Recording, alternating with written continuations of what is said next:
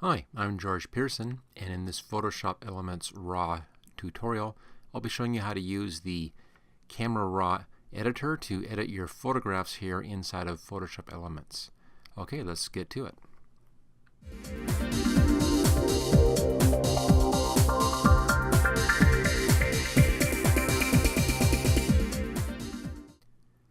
A photograph like this is the ideal place to use the Camera Raw editor. Now this is separate from the more standard controls that you have up here under the Enhance menu, such as Adjust Color, your Hue Saturation right here, Remove Color Cast, or your Adjust Lighting with your Shadow Highlights or your Levels controls. It's actually a separate editor outside of Photoshop Elements that works in conjunction with Photoshop Elements. Now to use this, I'm going to close down this file. There we go, close it out. And let's reopen it right here at Open in Camera Raw. Now that file is a JPEG image right here. You can open up different file types. The Camera Raw editor is not just for RAW photos. You can open up any file type you want in the RAW editor and edit that file using the Camera Raw tools. So I'll click on my JPEG file here, choose Open, and this opens up the Camera Raw editor right there. You can see how this is a separate tool from Photoshop Elements. Let's do a quick look around here and see what we have. First off, there's the zoom tool. Of course, you can zoom in and out with that tool. Hold the Alt key to zoom out. Next, we have a hand tool. If you are zoomed in, you can use the hand tool to move your picture back and forth. Next option here is the white balance. You can actually use this to click on a white area of your picture to balance the picture for that white. There's a crop tool and a straighten tool allowing you to crop into your image and straighten your image. There's also a red eye removal tool and some additional options in here which in most cases you don't need to worry about. Rotate image left or right. Across the bottom down here, little zoom tools right here. There's even a zoom level. You can go ahead and choose a zoom level, little drop down. That of course is the file name right there. And here you can look at it before and after views. You can go back and take a look at how it was before and how it is after. Over here we have a swap before after settings and then copy current settings to the before settings. It has some options in here for before and after, which is kind of fun. Allows you to see how you're doing. There's a help section here. This is helps just for this Camera Raw tool. Now over here it says save image. This allows you to save the image as a DNG file, digital negative file. Now the reason why you would do that is if you opened up a Camera Raw file, the RAW or RAW file format, you can't edit that or open that up directly inside of Photoshop Elements. So you would open it up here and then use the save image to save that as the DNG file format or the digital negative file format, allowing you to open up that file directly inside of Elements. Let's take a look at that. Here it is. Notice you can choose to save to same location as your original or to a new location. Just go ahead and select your folder, and down here you can give it a fancier name if you want. Here's the name of the existing file. See if we can spot that. There is right down there, kind of grayed out right down there. That's that name, document name. And you can add additional parts to your name if you want to. Choose anything you want to, a serial number, the date down here, whatever you want to add on to that. And then you have two options for your file extension, either DNG, digital negative, as lowercase or uppercase. And down here you can adjust the compatibility for that. Just choose the Camera Raw version you need to work with. And you also can choose your JPEG preview, none, medium size, or full size. You probably want to embed your fast load data. And if you want to use lossy compression, it's up to you. What this will do, of course, is it will tend to limit the quality of your image. So I would not use that unless you have a reason to come in with a smaller size image. So there you go. What that does again is it allows you to convert the image over to the digital negative. Now this would still retain your original RAW file and give you a new file saved to the DNG file format. Okay, we won't be doing that in this video since we're not using the RAW format. We're using a JPEG image. On the right hand side over here, right hand bottom side, Done allows you to apply this information without opening up the image. It just applies it to the image and the image still stays closed as far as Photoshop Elements is concerned. Or go over here and choose Open Image. It then takes the image that you have worked on and opens up that adjusted image over in Photoshop Elements. We'll see how that works in just a bit. You can then do additional editing over there and then save that in whatever file format you want to save that into. Okay, let's see now what our options over here are. The very top, this is what's called a histogram, and it just shows you the values in your image. You can see your red, green, blue values, yellow values up in here. Kind of, they're bunching up in this picture down over on the dark side. This is your whites, this is your blacks, these are all your dark values. That spike right there in the white, that's going to be that white light right there. All the black stuff, of course, is over in here. Now the picture problem here is that it's too bright here. Because of this fluorescent light, the image was exposed for that light. And this is not too bad, but it's still off a little bit. But it's too dark everywhere else. And there's a little bit of a yellowish tint to this, probably caused by the color balance of the white light up there. Let's see what we can do. On the right hand side are your adjustments, and we have 3 options up here. We can ignore the last one.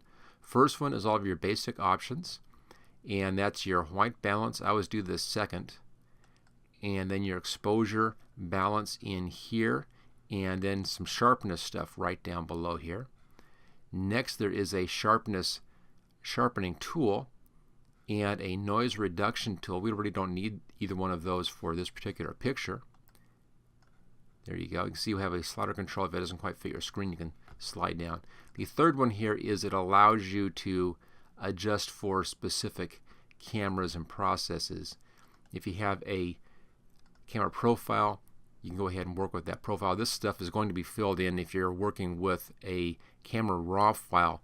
This information will come from that camera raw file, and you have more options in here based upon that. But again, we're not going to be using that because we're in a JPEG image.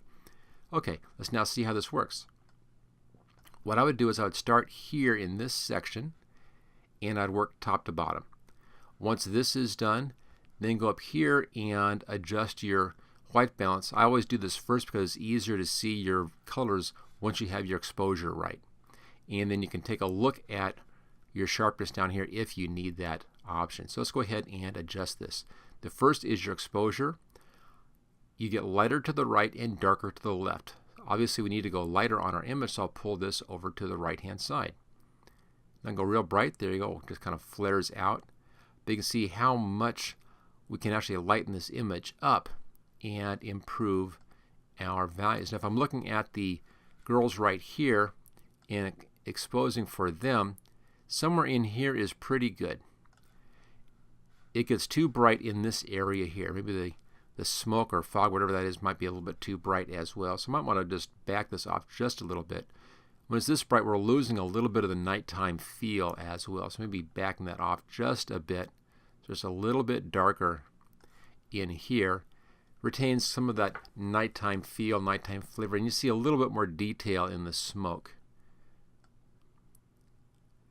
Okay, so I think right about in here is pretty good. So there's our basic exposure. You can always go back and adjust these afterwards. This is the nice thing about this tool, is we can do a lot of adjustments at the same time and go back and forth easily to work all those adjustments.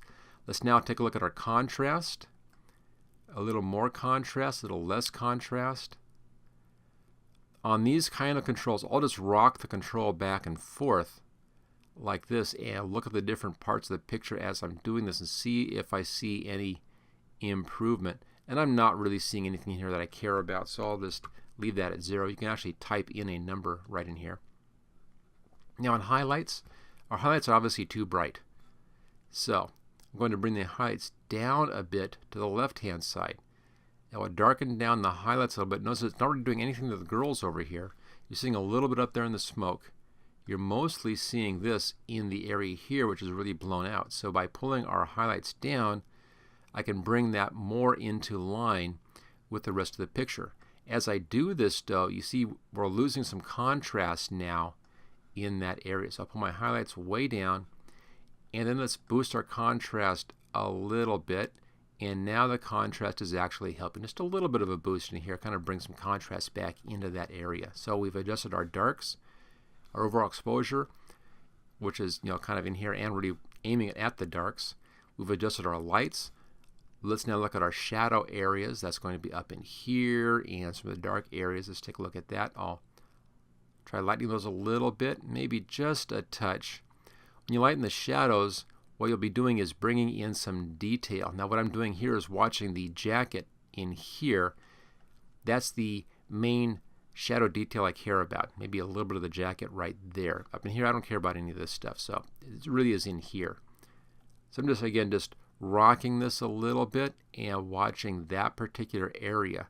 Now if you look over here, you'll notice on the light side nothing is happening over there. Not really. Maybe there's a little bit of a lightening overall, but most of the change is happening right in here. We're getting a little bit more detail in that shadow area. So I'll pull that up just a little bit. So it's increasing our shadow. Let's now look at our whites. Same thing, rock this back and forth. This will brighten the whites up a little bit. Now this brightens up more specifically on the whites and not the overall highlights. Highlights is a broader range and the whites is a much tighter range. So we can bring back some of the brightness in here without blowing out everything else around those lights. So it allows us then to come back in and really kind of clean up that stuff. So just bring our whites up a little bit. And you can see as I'm doing this, the histogram up here is beginning to get more and more leveled out. It's kind of beginning to come in a little bit better, so that really is helping. And I think right about there looks pretty good. Now the blacks, same thing. This will be adding some punch into our dark areas. And let's just take a look. I think I'm going to just darken those down just a touch, maybe about -13 in here. Just a little darker. We still have our detail, but it gives us a little bit of contrast back in there again. So that takes care of our basic settings. At this point, we can now come up here and look at our white balance. Here's the white balance as shot. Now I can use the white balance tool up here, find something which should be white, like right in here, click on that, and see if that makes any adjustment. I really didn't see anything happen in there, so that's pretty close to white already. So let's take a look at this. Now we're too warm in here. It's kind of yellowy in here. So a little bit of a yellowishness, and you can kind of see the yellowishness on her hair and the face in here. So our temperature goes to yellow up here and to blue there, so it's going a little bit to the left. We can use that to kind of knock down some of that yellowish tint. Now where this is really showing is in the face of the building in behind. If I go up, you see it goes real yellow. If I go down, it goes real blue. So put it right back at about 0, and then just a little bit, just a couple of notches to the left, just kind of knocking off that yellowish tint. And that looks maybe about a -5. There we go. And down here, this is your green to your magenta. You can take a look at that and see if that helps any. And I think we're pretty close to white on that, so I'm going to leave that one at 0. All right, there we go. So using these two controls now, we've really evened out our values. You can even see the evening out up here on our histogram. We've already pulled the blacks down.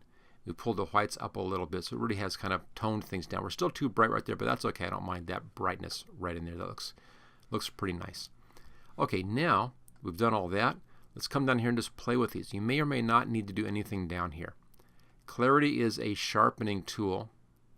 If you bring it up, it's going to be adding in more sharpness like that, get a real kind of grainy effect. You might like that. Now it's a very, very modern effect in here, kind of real contrasty. And again, very current look. If you like that real current look, go ahead and go with that. I think it's a bit too much for this picture. There it is. The opposite side kind of just fuzzes everything out. So here's the starting place. I think a little bit more of this. I don't want to go all the way to that super modern look, but I want to really punch up the contrast a bit, the clarity. So I think right about in here looks pretty good. Up, about plus 38 or so. That's quite a bit, really, pulling that up. I'm not as far as that real sharp look, which again was very modern, very popular, but I'll keep it down just a bit from that, but still add in a bit more of that. Now, vibrance will add in a bit more punch to the colors.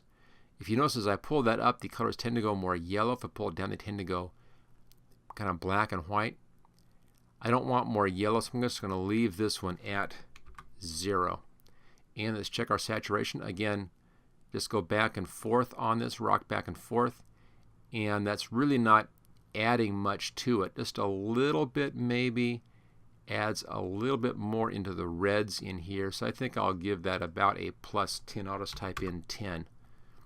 About a +10, just for a little more red vibrancy in there.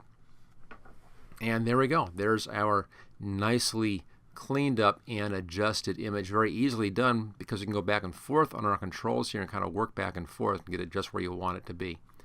When you have this finished, just click Open Image.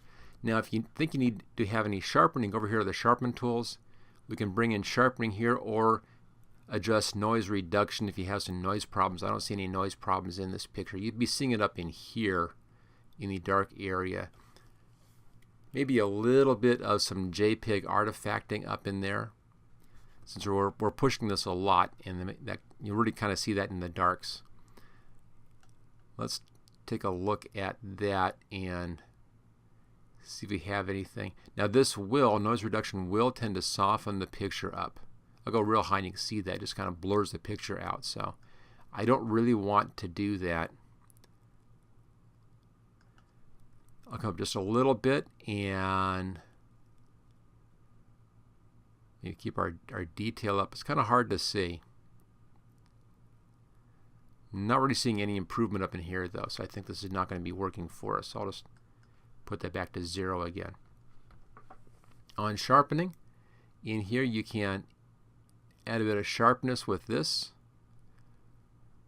But I think we already have enough sharpness down, with our previous controls. Now on this one, you pull your sharpness up here a little bit, and then play with your radius a little more. Will give you more sharpening, less will give you less sharpening. Kind of work from the top to the bottom on these sliders to make that adjustment. But again, I think we're okay on all of that stuff. Now I'm looking up here at the sky, and we're beginning to get some artifacting up in here. Some JPEG artifacting is showing up. I think we may have lightened up that sky a bit too much, maybe a bit too much on his jacket. So let's see if we can bring our blacks down just a bit. Just down over to here. And that just darkens down some of those areas to hide a little bit of that. Might be a bit too much. And there's going to be a clarity issue as well. If I pull the clarity back just a touch, that might help. I think we took it up too far.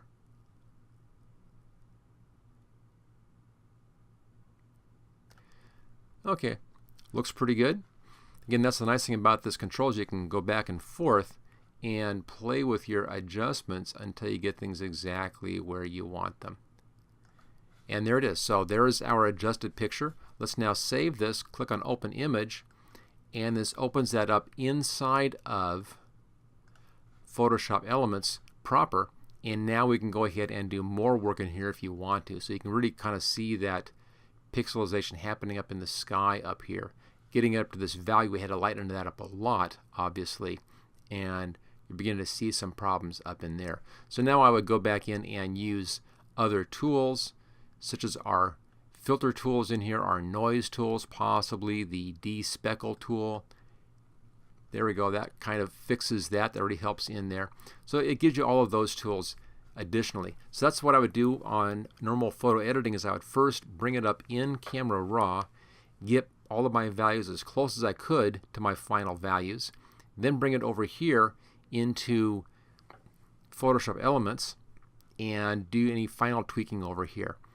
Once you're finished, notice it still says the original file name. I would at this point save it to something else. So I'd go up here to go to File and do a Save As, and save it to your Photoshop file format, your PSD format, and choose Save. You may also want to give it a name at this point, or a name change at this point. It's up to you. That way, by saving it to a different file name or a different file type, that keeps your original untouched. So you can always go back to your original to make adjustments over there. But there you go. That is what the Opening Camera Raw is all about, and the real power of using this to adjust your images before you bring them into Photoshop Elements.